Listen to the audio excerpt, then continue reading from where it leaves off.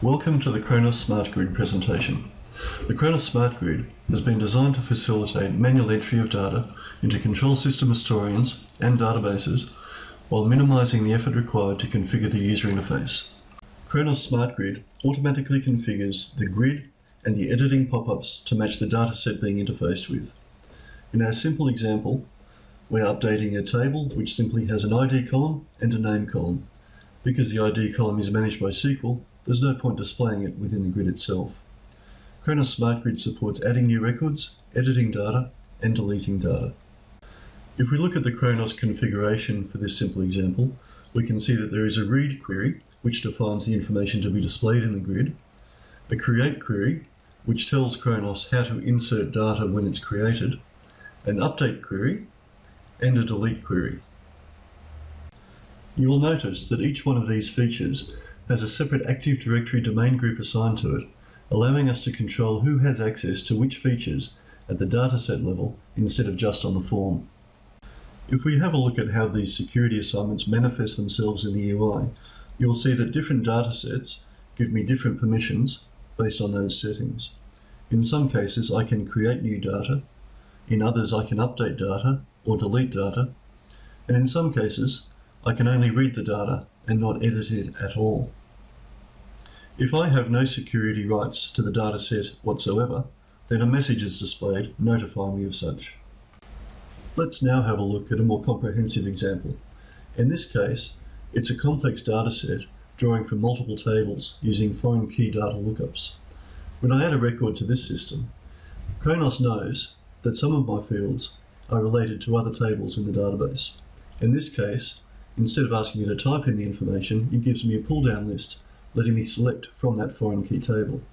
When Khronos updates the database, it will write the foreign key ID to my table instead of the value, maintaining the SQL relationships in the back end.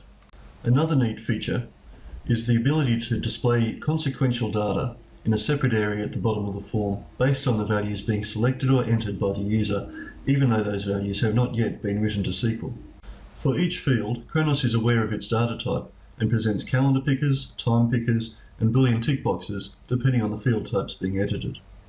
When editing data, the same form is displayed. Users can modify the data and commit that data back to SQL. In this case, the update query is used instead of the create query.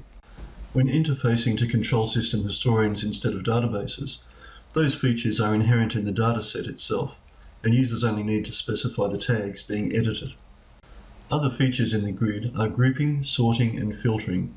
Grouping is as simple as dragging one or more columns upwards, and Khronos will automatically regroup the data and redisplay it based on those groups.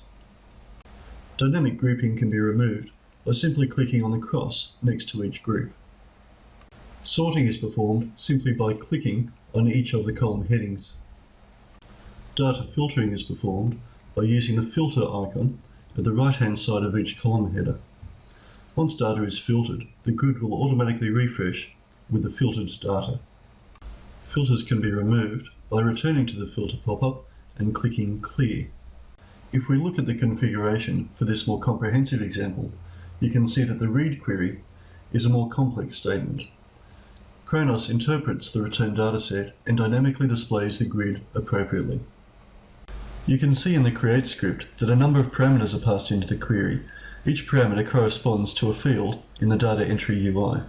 You can also see that the car ID and freight type IDs have already been converted to their ID values rather than their lookup values, and that multiple SQL statements can be called in a single query.